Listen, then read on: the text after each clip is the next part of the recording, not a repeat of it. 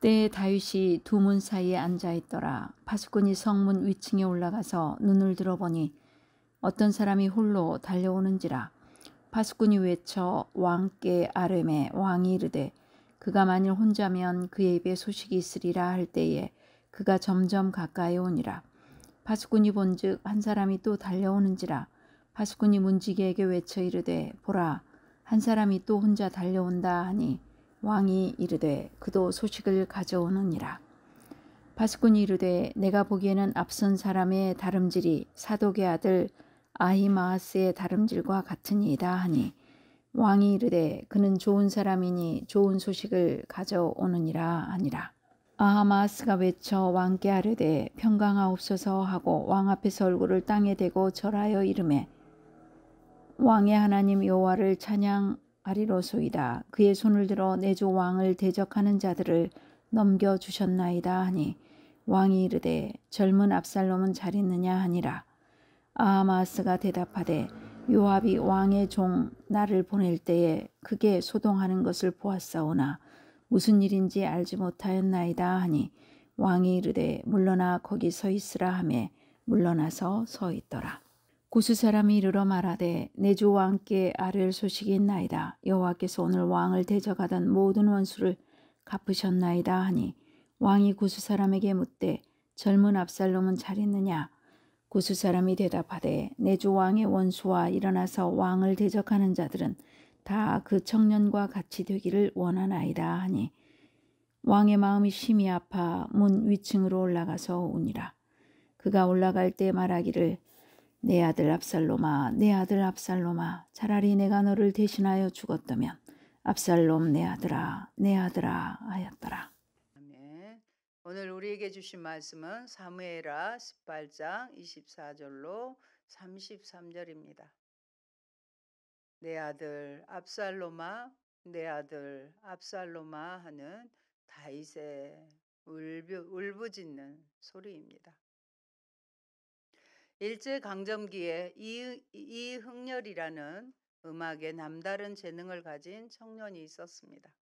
그는 자신의 재능을 살리기 위해 음악 공부를 목적으로 일본 유학길에 올랐습니다. 그런데 그가 좋아하는 음악 공부를 잘하려면 피아노가 반드시 필요했습니다. 그래서 어머니께 다음과 같은 내용의 편지를 보냈습니다. 어머니, 피아노가 없으니 음악 공부를 더 이상 할 수가 없네요. 음악 공부에는 피아노가 필수라는 것을 뒤늦게야 알았습니다. 소자는 음악 공부를 이만 접고 귀국하려고 합니다. 어머니는 그동안 빚을 얻어가면서까지 혼자 몸으로 유학간 아들 뒷바라지를 하느라 갖은 고생을 했었는데 아들이 피아노가 없어 음악 공부를 접고 귀국하겠다고 하니 이래서는 안 되겠다고 생각했습니다. 그리하여 어머니는 다음 날 새벽부터 땅거미가 질 때까지 동네 근처부터 원거리 산이란 산을 모조리 뒤져 쉼없이 솔방울을 긁어 모았습니다. 솔방울을 태우면 화력이 좋아 불쏘시개로 인기가 있었기 때문입니다. 어머니는 그렇게 긁어 모은 솔방울을 팔아 거금 400원을 만들어 아들에게 보냈습니다. 1930년대 쌀 한 가마니는 13원이었어요. 쌀 한 가마니가 13원인데 400원을 만들어 아들에게 보냈습니다. 아들은 생각을 바꾸어 그 돈으로 피아노를 샀습니다. 어머니의 사랑에 감동한 그는 시인이며 문학 박사인 양주동 선생님의 시인 어머니의 마음을 가사로 하는 첫 작품을 만들었습니다. 나실 때 괴로움 다 잊으시고 기르실 때 밤낮으로 애쓰는 마음 진자리 마른 자리 갈아 넣으시며 손발이 다 닳도록 고생하시네. 하늘 아래 그 무엇이 높다 하리요. 어머님의 희생은 가히 없어라. 많은 이런 어머니의 노래가 있지만 저는 이 노래가 더 절절하게 다가옵니다. 오늘 말씀은 오래전부터 왕위를 노리고 백성들의 환심을 산 압살롬이 드디어 아버지 다윗을 반역하여 반란을 일으키게 됩니다. 그리하여 머리를 풀고 맨발로 울면서 기드론 시내를 건넜던 다윗이 반역자 아들을 요압 장군이 살해하여 죽였다는 소식을 듣고 오열하는 장면입니다. 오늘 어버이 주일을 맞이하여 아버지의 마음, 어머니의 마음, 부모님의 마음을 더 나아가 하나님 아버지의 마음을 깊이 헤아리는 시간이 되기를 축원합니다. 첫째, 아버지의 마음을 알지 못하는 압살롬입니다. 압살롬이 자기를 위하여 병과 말들을 준비하고 호위병 50명을 그 앞에 세우고 이스라엘 무리 중에 왕께 재판을 청하러 오는 자들마다 압살롬의 행함이 이와 같아서 이스라엘 사람의 마음을 압살롬이 훔친이라고 성경은 기록합니다. 그는 백성의 마음을 끌기 위해서 신정 왕국 왕으로서의 갖추어야 할 인품과 경건을 쌓는 대신에 위엄과 신비감을 더하고자 이방의 관습까지 끌어들이며 자신을 포장하고 있는 것입니다. 게다가 자신을 공의롭고 인자한 왕으로 위장하는 일까지 곁들여서 말입니다. 이렇게 압살롬의 음흉한 내면을 보지 못하고 그의 잘생긴 준수한 외모와 과대 포장된 겉모습에만 정신이 팔려 그를 따랐던 자들은 나중에 다윗의 군대에 의해 무참하게 희생되는 비참한 결과를 맞고 말았습니다. 따라서 우리는 언제나 하나님의 말씀처럼 겉모습보다 외모보다는 중심을 보는 눈을 지녀야 할 것입니다. 그런데 반역하는 일이 커감해 압살롬에게로 돌아오는 백성이 많아졌습니다. 그리하여 후궁 10명을 남겨두어 왕궁을 지키게 하고 다윗은 도망을 갑니다. 압살롬이 입성하여 아이도벨의 조언대로 온 이스라엘 무리의 눈앞에서 그 아버지의 후궁들과 더불어 압살롬은 동침합니다. 여기서 우리는 압살롬의 범죄와 다윗의 범죄의 공통점을 발견할 수 있습니다. 압살롬이 다윗의 후궁을 범한 곳은 왕궁의 지붕이었습니다. 그런데 공교롭게도 이 장소는 다윗이 목욕하는 밧세바를 보고 음욕을 품던 바로 그 장소였습니다. 다음으로 이 두 사람이 취한 여인들에게도 공통점이 있습니다. 압살롬이 범한 여인들은 정결한 처녀나 과부가 아니라 남편이 살아있는 즉 다윗의 후궁들이었습니다. 마찬가지로 다윗이 범한 밧세바 역시 우리아라고 하는 남편이 있는 여인이었습니다. 압살롬의 이러한 행위를 단지 왕이 찬탈을 위한 하나의 행동으로만이 아니라 잘 들으셔요. 부모와 자녀 간의 교육이라는 관점에서 생각해 볼 필요가 있습니다. 압살롬의 행위를 자세히 살펴볼 때 그는 마치 옛날 다윗의 행한 바와 거의 흡사한 모습으로 행동하고 있기 때문입니다. 이것을 우리는 두려워해야 하는 것입니다. 극적으로 밤새 요단강을 건넌 다윗 왕은 압살롬과의 전쟁을 하게 됩니다. 그러면서 당부를 합니다. 오늘 한번 같이 볼까요? 사무엘하 18장 5절입니다. 왕이 요압과 아비새와 이때에게 명령하여 이르되 나를 위하여 젊은 압살롬을 너그러이 대우하라. 아니 왕이 압살롬을 위하여 모든 군 지휘관에게 명령할 때 이 백성이 다 들으니라. 전쟁, 자기를 죽이려고 하는 압살롬과의 전쟁에서 압살롬을 위하여 젊은 압살롬을 너그러이 대우하라. 죽이지 말라고 당부하고 있는 아버지의 모습을 볼 수 있습니다. 둘째, 압살롬의 죽음입니다. 그런데 압살롬은 다윗의 부하들에게 패하였고 노새를 탔는데 큰 상수리 나무 아래를 지날 때 압살롬의 머리가 걸리고 노새는 빠져나가게 됩니다. 그리하여 결국 요압의 칼에 죽고 맙니다. 아시다시피 압살롬은 용모도 우세했지만 머리털이 부러울 만큼 풍성했다고 합니다. 사무엘하 14장 26절에 보면 그의 머리털이 무거움으로 연말마다 깎았으며 그의 머리털을 깎을 때에 그것을 달아본즉 그의 머리털이 왕의 저울로 200세겔이었더라고 합니다. 그래서 제가 계산을 해봤어요. 1세겔은 11.55g이거든요. 1년에 한 번씩 머리를 깎았는데 무려 2,300g이나 됐어요. 머리털의 무게가. 얼마나 요즘에는 또 탈모인 천만인 시대가 되다 보니까 머리털이 많은 사람들이 부러운 시대가 됐는데 그 당시에도 머리가 이렇게 풍성한 것을 알 수 있습니다. 근데 그 머리가 상수리 나무에 걸려서 결국은 죽음을 맞게 되는 아이러니를 볼 수 있습니다. 압살롬은 전쟁터에 나오는데 말을 타지 않았어요. 왕족과 귀족의 운송수단인 노새를 탔습니다. 또 남들보다 머리숱이 많은 게 자랑거리였는데 그것이 압살롬을 실패하게 만듭니다. 압살롬은 에브라임 숯불에 숨어있던 다윗 군대와 전투를 하다가 불리해지자 노새를 타고 도망을 쳤습니다. 그때 큰 상수리 나무 밑을 지나가다가 그의 머리카락이 가지에 걸려 공중에 달리고 노새는 그 아래로 빠져나갔습니다. 나무에 대롱대롱 매달린 것입니다. 악인에게는 자랑거리가 결국 자신에게 수치의 도구가 되는 날이 옵니다.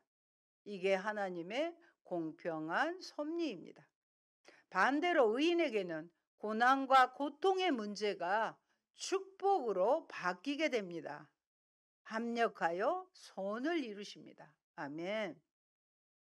요압의 병사들이 압살롬을 쳐 죽이되 목숨이 끊어지는 순간까지 처절하게 그리고 확실하게 죽였다는 사실을 성경은 강조하고 있습니다.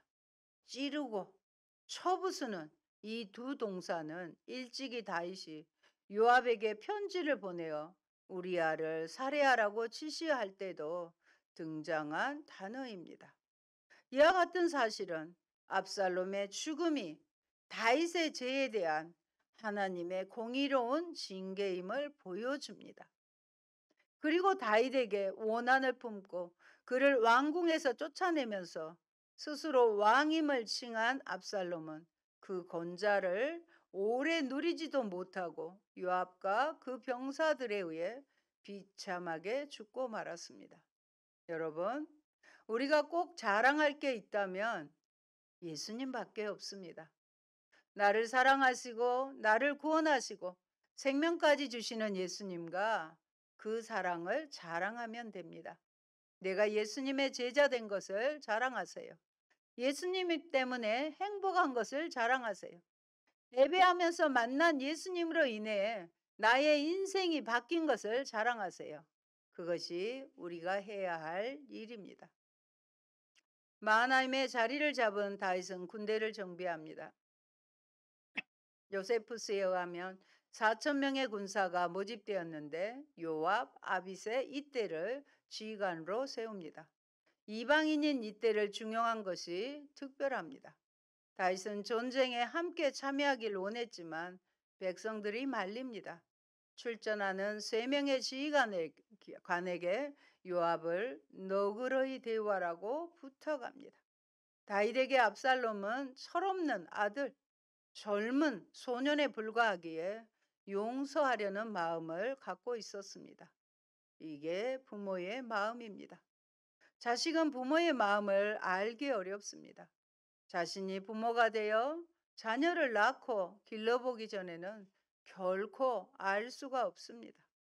끝까지 불쌍히 여기며 은혜를 베푸는 다윗을 보며 이것이 우리 아버지 하나님의 마음임을 다시 생각하게 됩니다. 그러나 승리의 소식을 전한 아히마아스, 사독 제사장의 아들이죠. 아히마아스는 가장 중요한 소식이며 동시에 다윗이 가장 듣고 싶어하는 소식이 승전에 전쟁에 이긴 소식일 것으로 생각하고 감격에 찬 어조로 승리의 소식을 전하였습니다. 그러나 다윗은 전력적 열세를 극복하고 얻은 승전 소식 자체에 대하여는 아무런 관심도 나타내지 않았고 아들 압살롬의 소식만을 물었습니다. 즉 아히마아스가 다윗에게 도착하자마자 평강을 기원했던 것처럼 다윗 역시 자기 아들 압살롬의 평강 여부를 아히마스에게 무엇보다 먼저 물었던 것입니다. 여러분, 본문에서 저자가 아들 압살롬에 대한 다윗의 이러한 마음을 기록하고 있는 것은 단순히 아들을 사랑하는 다윗의 부성애만을 부각시키기 위함이 아닙니다. 그는 다윗의 이러한 모습을 통해 당신의 자녀를 향하신 하나님의 마음을 나타내고자 한 것입니다. 하나님은 비록 자기 영적 자녀들이 범죄하고 자신에 대해 불순종하고 반역한다 할지라도 그들을 원수로 여기지 않고 끝까지 자녀로 여기십니다. 그들이 언젠가는 돌아올 것을 기대하시면서 그들에게 기회를 주시며 그들의 영적 안녕에 항상 마음을 쏟고 계시는 것입니다. 세 번째입니다. 압살롬의 죽음을 통한 다윗의 마음입니다. 오늘 설교에서 제가 강조하고 싶은 대목입니다.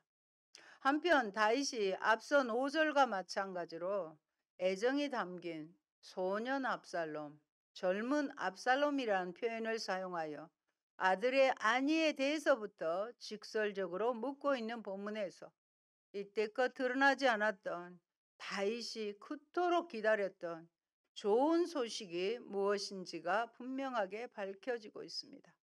다윗은 전쟁에서 승리하였다는 소식에 조금의 기쁜 내색도 보이지 않았습니다. 그는 오직 압살롬의 안위 여부만 궁금할 따름이었습니다. 즉 다윗이 기다렸던 기쁜 소식은 압살롬의 안녕이었던 것입니다. 무려 3번이나 쓰인 압살롬과 무려 5번이나 쓰인 내 아들 압살롬, 내 아들 압살롬 하잖아요. 이런 표현은 압살롬의 죽음에 대한 다윗의 고통과 슬픔이 얼마나 컸는지를 잘 대변해 줍니다.